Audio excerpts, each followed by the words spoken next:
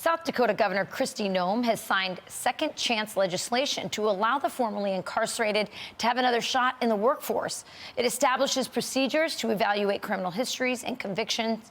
She was joined by Jack Brewer, a nationally recognized advocate for criminal justice reform.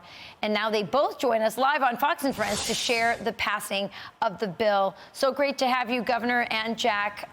Governor, I'm going to start with you. Tell me why it was important for you to sign this legislation and how you think it will actually help your state. Well, in South Dakota, we're all about redemption, about recognizing that people may make mistakes in their past, but that they deserve a second chance. And here in South Dakota, obviously, we're growing, we're expanding, our businesses are thriving, and workforce issues are a need. We need people to fill jobs, and this was just another wonderful step we could take to allow people to, while they're incarcerated, be trained for a position and then get licensed once they come out of that situation and provide for their families. So we actually had a few situations in South Dakota where we were training and giving preliminary licenses to electricians and plumbers in our prison systems, and then refusing to license them when they came out and when they were out trying to get a career to provide for their families. So we fixed it, and we went even further, and we're more proactive about making sure we're getting people licensed while they're incarcerated so they can have a new beginning. I love this so much. You're so right. Redemption is so important. Jack, I've been with you looking at some of the work that you've been doing, which has been amazing through the Jack Brewer Foundation. And you don't just talk about giving second chances. I've witnessed you in action, actually opening your own home to give someone a second chance. How much of this is related, the whole problem that we're dealing with, the incarceration to begin with, how much of it has to do with fatherlessness? And how much does giving someone a skill that they can come out of jail and then start having the dignity of providing to their families when they come out? Explain that whole circle for me.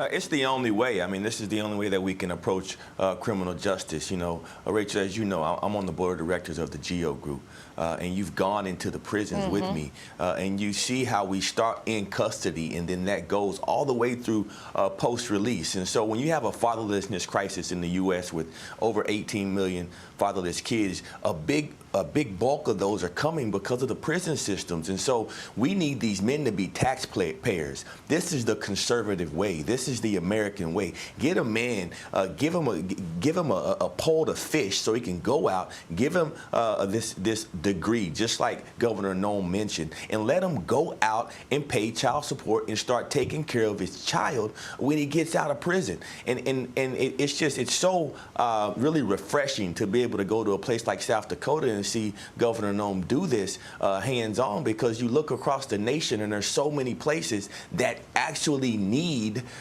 jobs. I mean, we have about 8.7 million jobs in the United States of America that are open. We need employers. And then we're talking about having a border crisis and people coming across the border and people saying they need jobs. Let's put our own people to work. Let's train redemptive men that have changed their lives and put them to work. And that's how we do it. We do it in a full circle way. That's the godly way, and that's the American way.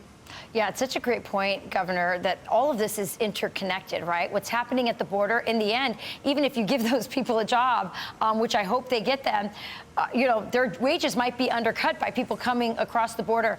I'm sure that you found many beautiful stories. Is there a story of somebody who's sort of had that change that you would like to talk about or share with us?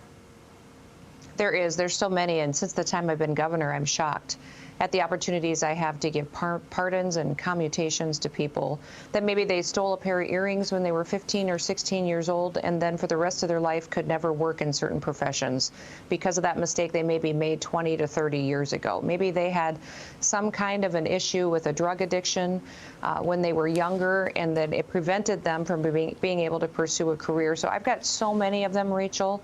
One of the biggest blessings of my job has been able to give people fresh starts and to give them a hug and tell them, yeah, everybody screws up.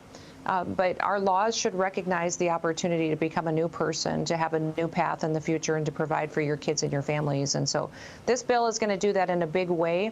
And we're also offering commutations to people specifically who deal with addiction. We have 80 to 90% of the people in South Dakota that are in our prison systems have some type of an addiction.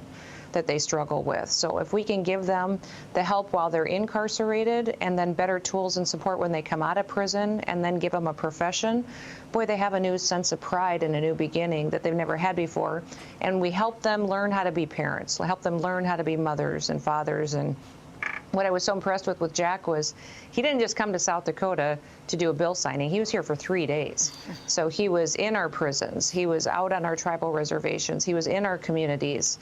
And I hope we sent him home exhausted, but he ingrained himself into our people and showed them God's love and also showed them a new beginning. And some of them he scolded. I mean, he got after them and said, listen, even me and my cabinet secretaries, it was fantastic. I'm just telling them this is what you can do and you need to do it because we need it now.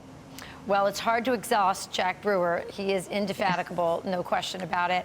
And same for you, Governor. It's just, I'm so happy to see legislation that will break the cycle of poverty and tells people that you believe in them and that they can have that second chance. And I think the results for children is what really matters when they have a father who comes out or a mother who comes out and is able to have that dignity of work.